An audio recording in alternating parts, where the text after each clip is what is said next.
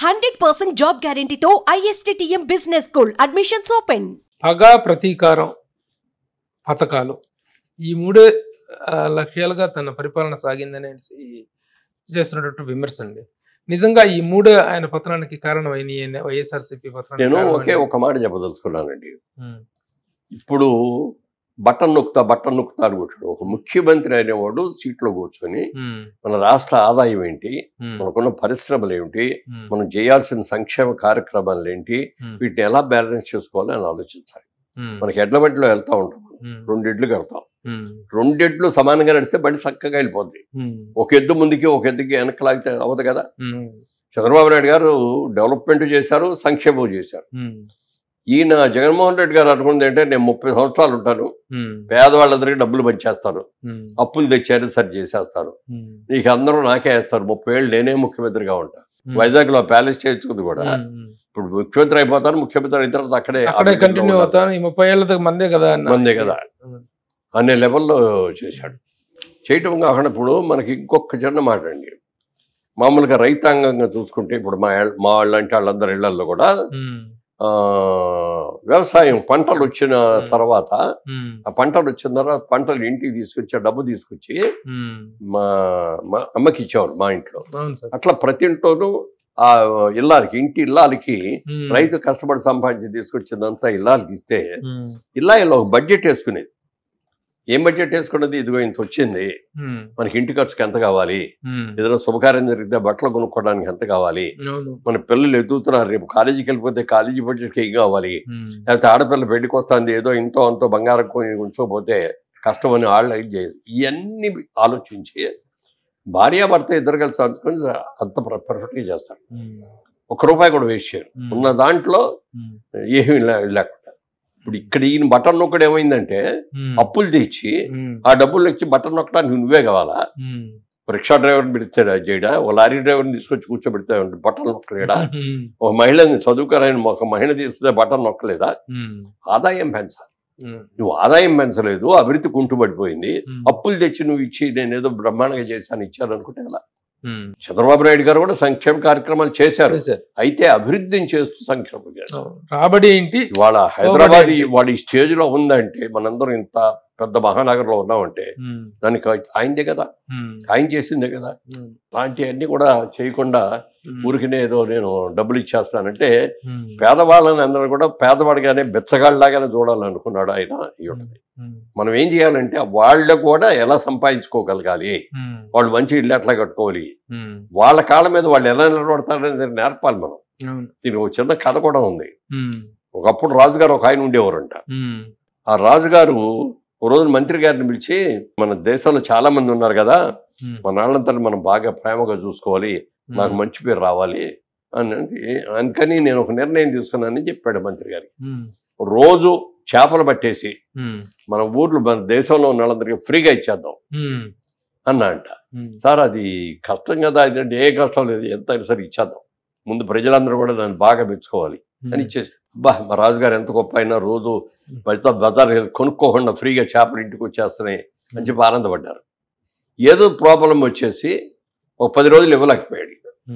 ఇవ్వలేకపోతే ఈ తీసుకొని పొగిడిన వీళ్ళందరూ రాజుగారికి ఏం మాయరోగం వచ్చింది, రోజు ఇచ్చేవాడు ఇవ్వలేదు, ఇవాడు ఏం తింటాం, రోజు అలవాటు పడి ఉన్నాం దానికి, ఇప్పుడు ఎలా తింటాం అని చెప్పి తిట్టడం మొదలెట్టారు.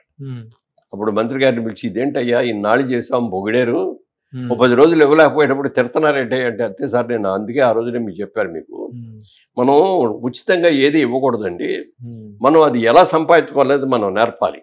వాళ్ళకి చేపలు ఇచ్చే బదులు వలలు ఇచ్చామనుకోండి, ఎలా చేపలు పట్టాలో వాడికి నేర్పామనుకోండి, ప్రతివాడు వెళ్తాడు సముద్రంలో చెరువులలో ఎక్కడో చేపలు పట్టుకుంటాడు, 4 అమ్మినా 4 ఇంటికి తీసుకు తిన్నా కొంత ఆదాయం వస్తుంది, ఆడి కాళ్ళ మీద నిలబడతాడు. మనం అది కాకుండా ఫ్రీగా ఉచితంగా ఇస్తే ఎన్నిళ్ళైనా ఇవ్వాలంటే అది ఎన్ని రోజులు ఇవ్వగలుగుతాం? ప్రజల్ని సోమరపోతులు చేయకూడదు, సంపాదన ఎలా సంపాదించాలి, నీకు పిల్లల్ని ఎలా పైకి తీసుకురాగలగాలి అనేది మనం నేర్పాలి. వాళ్ళకి వాళ్ళ కాళ్ళ మీద వాళ్ళు నిలబడేటట్టు చూడాలి, అంతేగాని ఎప్పుడు దేహి భిక్షాదేహి అన్నట్టుగా ఉండకూడదు. అది ఆలోచన లేదు దానికి. చంద్రబాబు నాయుడు గారు ఇన్ని సంవత్సరాలు ముఖ్యమంత్రిగా ఉన్నా is a student, everyday he is a student. ఎన్నికైనా బుక్స్ తెప్పించుకొని ఏ దేశం ఎట్లా డెవలప్ అయింది, జపాన్ ఉంది, జపాన్లో విపరీతంగా భూకంపాలు వచ్చేసి అన్ని పడిపోతా ఉంది. దాన్ని ఎలా చేయాలి, ఎలా డెవలప్ చేయాలో వాళ్ళు చేశారు. దుబాయ్ ఉంది, చుట్టూ సముద్రం, ఇసుక, శాండ్ తప్ప ఏమీ లేదు, ఒక్క మొక్క బెలవదు. దాన్ని ఎలా చేయాలి? సింగపూర్ చిన్న ద్వీపం, ఈ చిన్న ద్వీపాన్ని ఇంటర్నేషనల్ సిటీ ఎలా చేయాలి అని వాళ్ళందరూ చేసి చూపించారు. అవన్నీ కూడా అవి తెప్పించుకొని వాళ్ళు ఎలా చేశారు, ఏ స్కీమ్తో చేశారు అనేది అన్ని కూడా ఆయన స్టడీ చేసి ఫాలో అయ్యారు. అమరావతి నగరాన్ని క్యాపిటల్ నిర్మిద్దాం అనుకున్నప్పుడు కూడా ఆయన ఒకటే ఆలోచించారు.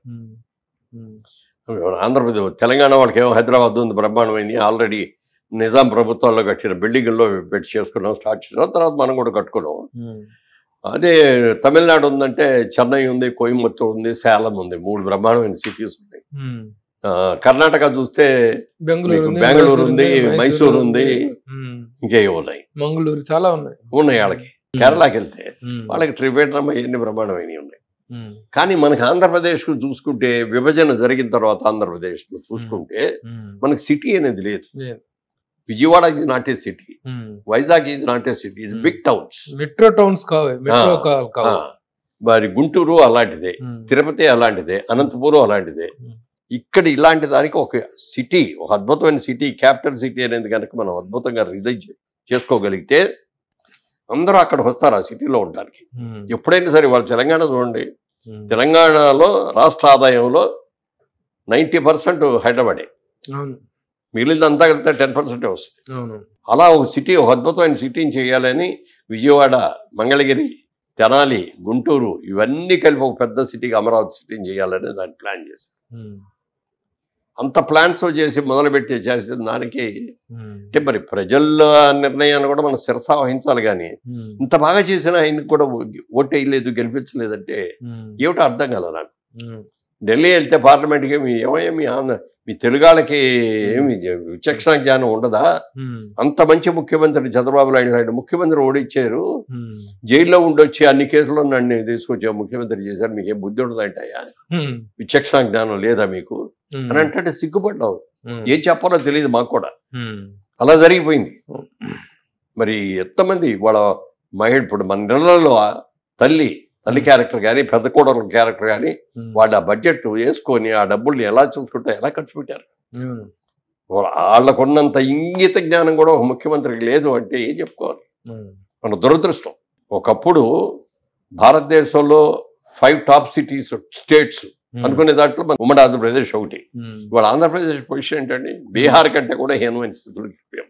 ఒక శాంతి భద్రతల విషయం చూసుకుని ఏదన్నా చూడండి, ఏ కోణంలో చూసినా.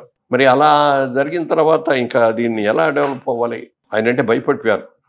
ఎందుకు భయపడిపోయారంటే ఇతర పార్టీల వాళ్ళు ఉండకూడదు అని చెప్పి వాళ్ళందరూ కొట్టడం, వాళ్ళ మీద కేసులు పెట్టడం. ఒక్కసారి పరిణామాలన్నీ కనుక ఊహించుకున్నట్లయితే ఆ డాక్టర్ సుధాకర్ ని దారుణంగా ఏం అడిగాడు పాప ఆ డాక్టర్? మాస్క్. ఇప్పుడు మాస్క్ మాకు ఏదో M90 ఏదో ఉంటుంది, దాని పేరు గుర్తులేదు నాకు, S90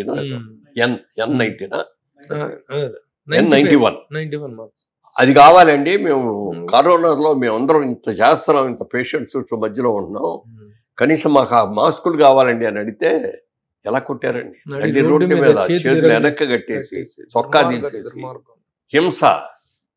పెద్ద డాక్టరు, ఒక వెనకబడ్డ కులం నుంచి ఉన్న డాక్టర్, అలాంటి అతన్ని అలా తప్పేశారు. ఎంతమందిని అలా తప్పేశారు. సుమన్ టీవీలో మీ పర్సనల్ అండ్ బిజినెస్ ప్రమోషన్స్ కోసం కింది నెంబర్కి కాంటాక్ట్ చేయండి.